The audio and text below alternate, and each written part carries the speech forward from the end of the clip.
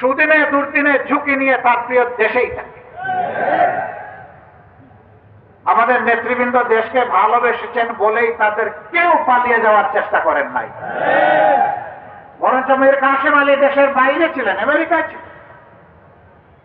তার কতিপয় বন্ধু নাকি তাকে পরামর্শ দিয়েছিলেন, don't come back in Bangladesh.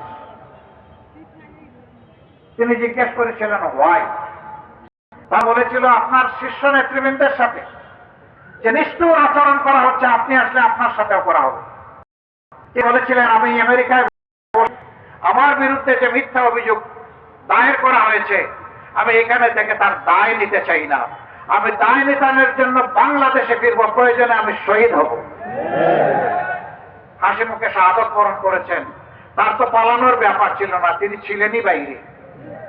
কিন্তু তিনি এসে ফিরে, কারণ তিনি এই মাটি এবং এই মানুষকে ভালোবাসেন। আমরা যারা এই মাটি এবং মানুষকে ভালোবাসি, আমরা পালিয়ে যাই না। তাহলে আমরা পালিয়ে যাব না। তারা কোথায়? তারা ভালো জানেন, তাদের খবর আল্লাহ তাআলা ভালো জানেন।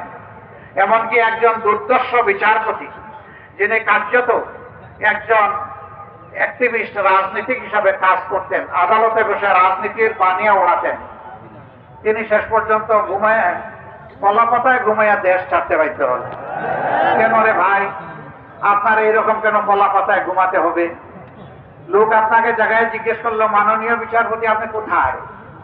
বলে যে আমি বোধহয় ইন্ডিয়ায়। বলে না, এটা বাংলাদেশ। আপনি বাংলাদেশের জালে আটকা পড়ে গেছেন।